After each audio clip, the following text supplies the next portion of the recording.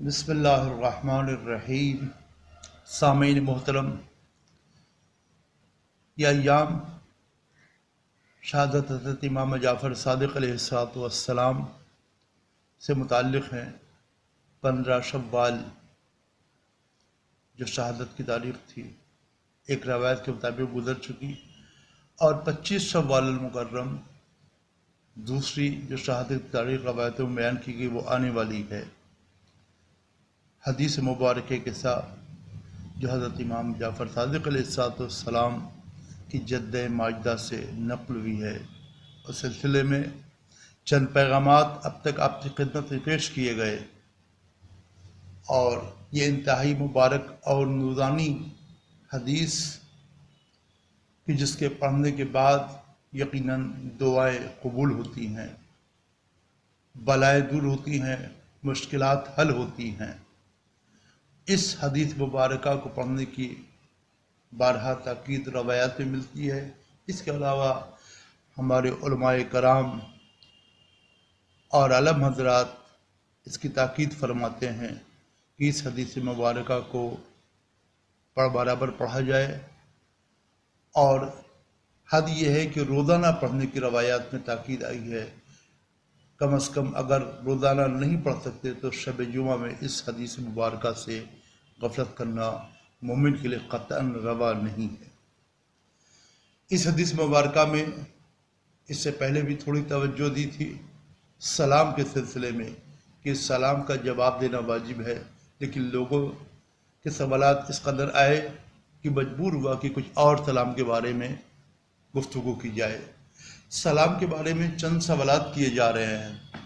اور میں پہلا سوال یہ کیا جاتا ہے کہ کیا سلام کا جواب دینا واجب ہے؟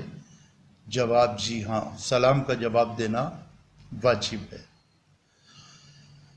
اگر کسی نے، یہ دوسرا سوال ہے کہ سلام کہلوایا یا لکھ کر کے آپ کو بھیجا،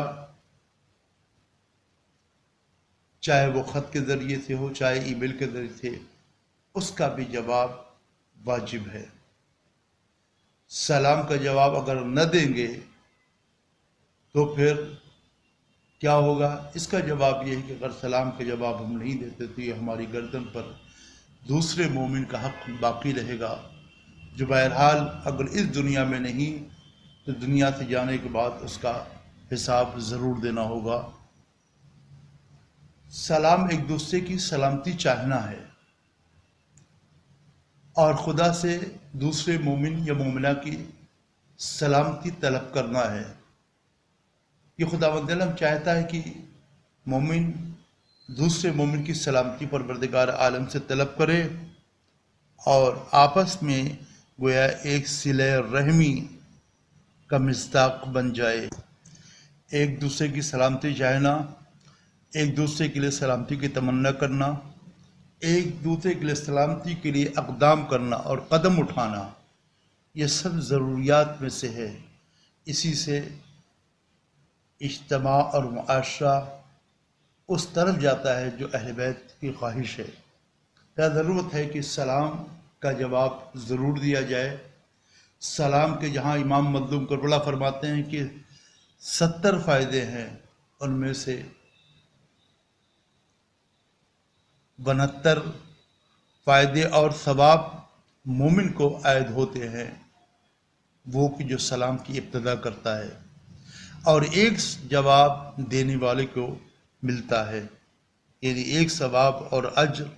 اور فائدے کا مستحق وہ مومن ہوتا ہے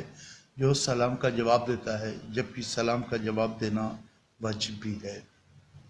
سلام ایک قسم کا قرض ہے ہماری اب کی گردن کے اوپر، جب تک اسے ادا نہیں کریں گے تب تک ہماری گردن پہ باقی رہے گا۔ اور جیسا کہ آج کل دیکھنے میں آتا ہے کہ لوگ بہت سی چیزوں سے لاپرواہی کرتے ہیں، اور یہ دیکھا گیا ہے کہ اگر کسی سے تھوڑی سی انبن ہو گئی اور ناراض ہو گئے تو سب سے پہلی چیز جو ہم ترک کر دیتے ہیں کبھی کبھی وہ ہے سلام کرنا، جبکہ روایات میں اس کے برعکس ہے۔ روایات اس بات کی تاکید کرتی ہیں کہ تم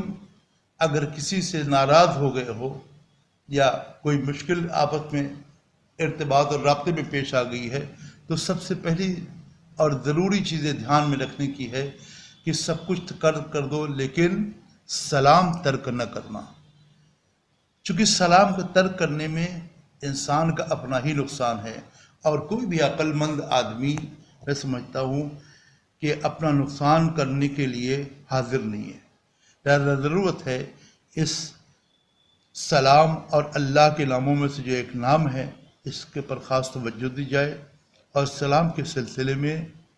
تھوڑا سا متحرک ہوں اور سلام کے حق ادا کرنے کی کوشش کریں،